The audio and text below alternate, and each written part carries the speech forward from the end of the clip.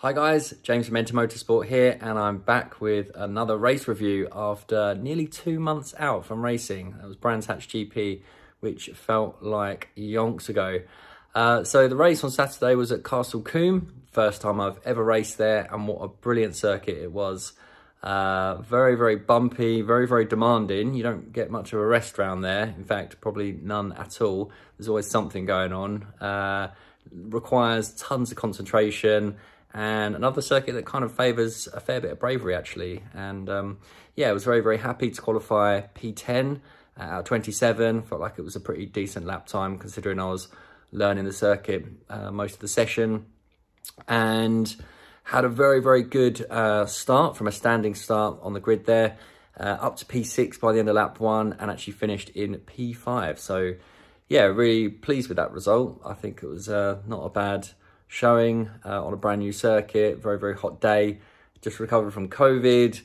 Yeah, I'm really, really pleased with it. So yeah, the video actually has a professional commentary from the live stream. So this will be the last you hear from me. Enjoy. So who's your money on then, Dawes? I don't know. I mean, I'm interested. The D's may well go well in their Integra DC2. They've really impressed with qualifying, yeah. They've got some knowledge of this circuit. That could be really good.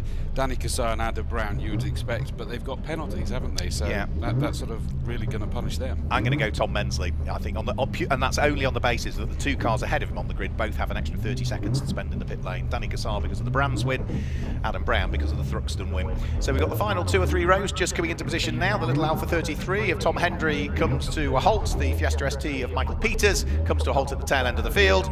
Red lights are about to come on, and then we will get the race underway. Danny Cassar in the Honda, Adam Brown in the Ford Fiesta, Tom Mensley in the Renault Clio, and then the slightly older Honda Integra of Jonathan D. Those are the front 2 rows of the grid. Lights go out, and it's a good start from Adam Brown. Danny Cassar is slower away and is going to drop to 3rd, maybe 4th place. So it's Adam Brown in the Ford Fiesta that leads the way. Tom Mensley looking for 2nd place, but Danny Cassar finally manages to hoist the Integra up into 2nd position, whilst he was briefly looking under pressure from the cars that were trying to squeeze their way through and past him, including Jonathan D's Honda Integra that had a good start, and I think he slotted himself through into 3rd position. So it's Adam Brown that leads, Danny Cassar in 2nd. Yeah, the two of them have made a mini breakaway, and Adam Brown's going defensive as Danny Cassar just buzzing from one side of the circuit to the other, desperately trying to find a way.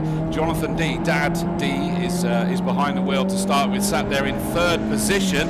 The Rock Valley Automotive for the track car door cards.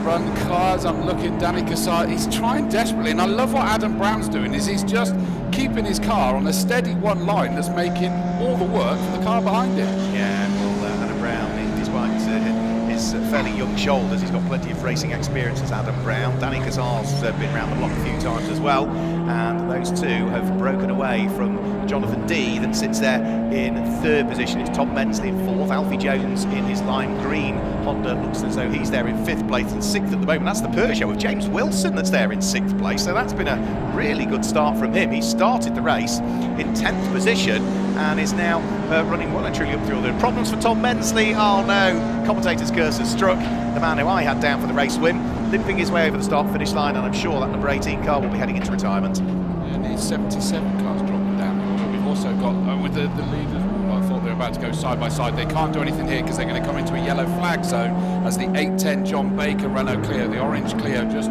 pulled to a stop, just a mechanical issue, and has tucked itself out of the way. But the lead is coming through towards us. Danny Cassar there, chomping at the bit, trying to create a gap rather than just find a gap, because Adam Brown is just making that the widest Fiesta you've ever seen. And like I say, so calm the way he's doing it, and it's like he's got a wasp bugging him behind in the Integra there of Danny Cassar. He can't quite find the way. I think he's just trying to hassle a mistake out of Adam. I'm not sure whether they exist, do they? I haven't seen many over the years, that's absolutely for sure. Lewis Alexander Williams into the pit lane at the wheel of the Citroën Saxo, so that is him done and dusted. Danny Cassar over the grass on the way out of Westwood. They're heading up towards Camp Corner, where there is an oil flag being displayed, a change of surface flag. And now Danny Cassar's trying on the outside at Camp Corner. He gets lent on, obviously, by Adam Brown, but good and fair driving by both of them. The car in third place sets the fastest lap of the race on the first flying lap, but Danny Cassar with his nose ahead now of the Ford Fiesta as they head round through the King Cup Volley and start to head uphill in towards a braking area for Quarry Corner. Danny Cassar, has he picked up the lead of the race? Can Adam Brown fight back on the exit, the entrance to the corner? The answer is no. Danny Cassar now takes up the lead of the race. The Honda leads, the Fiesta second. And he's brought the Jonathan D42 Honda into the mix as well. Nothing can be done down here because the yellow flags are back out again, because the Mensley car has just stopped as well in the same place, just on the cut through, if you will, at the S's. Now that Danny Cassar, the 241 Integra, has got himself into the lead, he's already starting to gap Adam Brown. So it was, we saw him just hassling. He's got that extra speed now in the Integra compared to the Fiesta, and he's making it count as quickly as he can. And I think that makes sense, as he needs to get himself as far up the road as he possibly can while he can. Yeah, absolutely. Those two need to try and get a breakaway if they can, disappear up the road, hope a safety car doesn't come out or something like that, because they need to try and make sure they build up at least a half-decent advantage in the first part of the race, and they'll still have to push to try and overhaul that 30-second penalty in part 2 of the race. So it does leave at the moment Jonathan D in third place, as long as he can stick with them in a very handy position potentially. So over the start-finish sign there will go, and Danny Cassar leading the way. Adam Brown in second position, but still leading his class. He still leads Class C, Adam Brown, in second place. And it's Class D car that's there in third place at the moment. So 3 class leaders inside the top 3.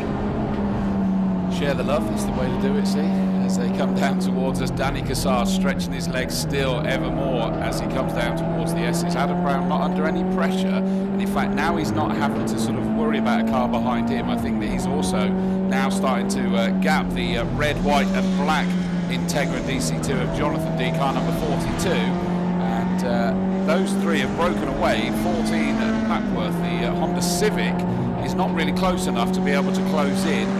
Just trying to work out whether the 36 car of Alfie Jones, the sort of lime green Honda, is actually closing in on Papworth. 2 of them last time through were separated by 1.8 seconds. There's a good fight also going on behind James Wilson's Peugeot as well, because he's got cars ganging up on him at the moment. The first of which is Eric Boulton driving one of the Steve Papworth prepared Ford Fiestas, and the next of which is going to be the car of Dave Hutchins as well, which is his Honda Civic, and that's a fight that's going on for 6th, 7th and 8th places currently, just threading its way round through Camp Corner. As they're heading round through Camp, we should have Danny Cassar with you at your part of the circuit.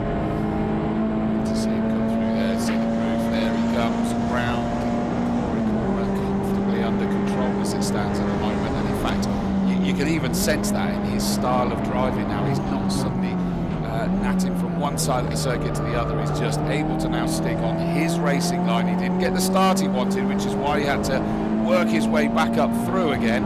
Somebody just looked like they came out a little bit steady out of Quarry Corner. They are still going. No, Jonathan D stopping the 42 car, so that's both the commentators have cursed drivers there, because just pulling off his exited old paddock, and it's now on the grass coasting towards Tower, just trying to keep himself as much out of the way as it can.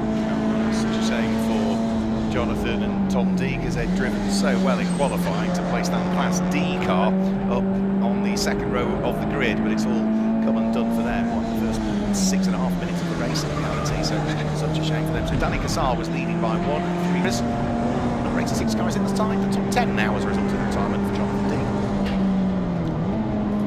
Well, through Eric Boulton car, so Eric Boulton has won in this Honda Civic in the past when he owned it. Steve Papworth's owned it for the last couple of years now. Those two fighting for the second and third in class over the start-finish line will go the race leader, but yeah, is Alfie Jones going to try anything? No, he's too far away again as they come towards Camp Corner.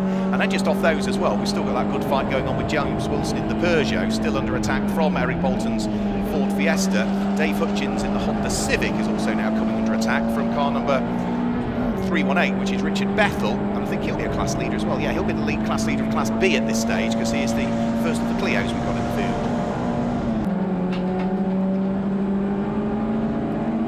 James Wilson in the Peugeot still under pressure from Eric Boulton's Ford Fiesta. Those two cars still sticking their elbows out and fighting over what is 5th and 6th position. They're just heading out of Westway and onto the Dean Straight and up towards Camp Corner. Bolton's a bit too far away. Eric, we've seen historically racing in things like, was briefly in Ginetta Super Cup, but he's been doing a lot of silhouette racing more recently as Eric Boulton. He's not letting the Peugeot get away. Silhouette racing, Fiesta comes in, which is Chris Durwood. We also, go on. And now the engine's died on Castle's car. He's fired it back up. In the rush, they've put the wipers on as well. This is a really, really long change, not just because of the penalty for Danny Castle, but actually the pit stop didn't go to plan there. He's now, though, on his way. Oh dear, well at least he's back out there. So Alan Wiltshire was the other car that came into the pit lane. Fight still going on out on track. James Wilson had a blistering start at the wheel of that Peugeot, but now he has had a very, very tough race, hasn't he, with the cars around him. Eric Boulton's Ford Fiesta, as they come into the S's, Chris, is shadowing it all the way. Yeah, they're just going through the S's into Old Paddock now. So the silver Peugeot with the red nose on it, the Wilson nose with the black and checkered flag with the Union flag just in front of that. They're through, absolutely nose to tail, down towards Quarry they go. And I'm just, sorry, Tower they go, and I'm waiting to see. Well, not quite, but my goodness, that was a serious nibble then. That's for 4th and 5th at the moment, because of course they're out of kilter with some of the pit stops. And Kate Banks comes in at the wheel of the number 192 metallic blue Renault Clio. Adam Brown still continues on his merry way, though, leading this race now by 4 seconds from the number 36, almost lime green Honda of Alfie Jones. We've got some more pit takers this time through, and I think it is the Ford Fiesta of Eric Boulton that's coming in. So at least for a period of time, that releases the Peugeot of James Wilson, so he's not got to worry about what's going on in his mirrors so much, because the number 15 Ford Fiesta of Eric Boulton that you were describing, with its black and checkers to it, is in the pits. He gets a breather at last, doesn't he? He'd be glad off that. Great to see the 75 car out there as well, Steve Davey, and they're normally expected to. Adam Brown has served his penalty, he's trickling his way down pit lane, but Alfie Brown is already up at Quarry Corner now. Alfie Brown isn't,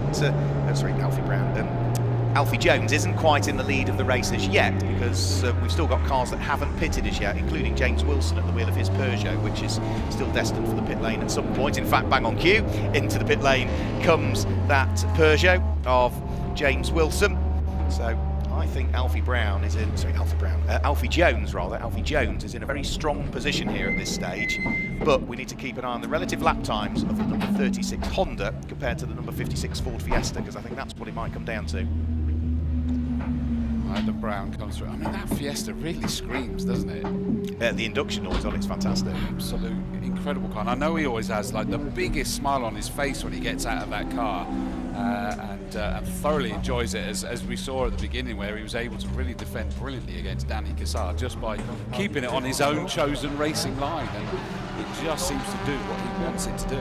Round through Camp Corner, we've just had a shuffle, and it could be a really important shuffle, because the number 15 Ford Fiesta of Eric Boulton has just got himself through and ahead of the number 36 Honda of Alfie Jones. So that arguably could be a battle for the lead of the race, and they're still going to go side by side again up Avon Rise this time through. Alfie Jones, I think he's going to take the place back, but he looked a little bit unsettled as he got into the braking out for Quarry Corner. He finally gathers it up, and it is Honda now ahead of Ford. Yes, it is. So Alfie Jones back up ahead of the Fiesta of Boulton. It's just intriguing how it sort of mixes it up, isn't it? Because you remember that Alfie Jones Honda Civic was fighting originally with Papworth. It's only just now coming out of the S's as Alfie was exiting Old Paddock, and he's now sort of got himself ahead of the Boulton Ford Fiesta. But I'm still waiting to see when Wilson decides to, he's coming to the pits, where are those two going to be? Well, Wilson's only just coming through in front of me now, so those two have been split well and truly apart. Steve Davey is in. We've also from number 15 Eric Boulton in second place. Third will be number 14, the dark blue Honda Civic of Steve Papworth, and fourth will be Adam Brown. But remember, Adam Brown had to stop for an extra 30 seconds. How far is he off the lead? It's only 15 seconds away from the race leader. Yeah, and I'm just suddenly reminding myself that we need to also be keeping an eye out for a driver of the race for this one as well. And there's a good few contenders in this one. The quality of racing is absolutely brilliant, including that they're sort of reading it as it evolves after these pit stops, and they're getting on with it. One of the contenders for me comes past the 36 Alfie Jones, that Civic Type R, had that fabulous tussle with Papworth in the early stages. He then had to fight with Boulton's Fiesta when he came out of the pits, and he's not only done that, but he's romping away from them all into his own little race. Yeah, so Alfie Jones 3.5 7 seconds to the good at the moment, can just concentrate his efforts on the road ahead, not have to worry about the road behind. Last lap through, the fastest lap that was done by any of the... White, blue and grey Fiesta in front of me at the moment, heading towards Tower. It's closing in on that black Fiesta of Mr. Boulton, so you wonder whether there's going to be a sort of an interesting battle within a battle here soon. Yeah, I think there could well be, the way that they're all sort of relative closing up to each other, so we'll have to keep an eye towards that. As bouncing over the curbs, heading round through Camp Corner, comes our race leader, Alfie Jones, still continuing to lead the way. He's picked up his pace a little bit more over the course of that lap and is into the 1:17s once more. So he maybe knows that the pressure is Honda Civic. We await the arrival of James Wilson's Peugeot over the start-finish line. He will finish in 5th place. Here comes the Peugeot 206 now, up towards Camp Corner. And the Peugeot will finish in what will be 5th position.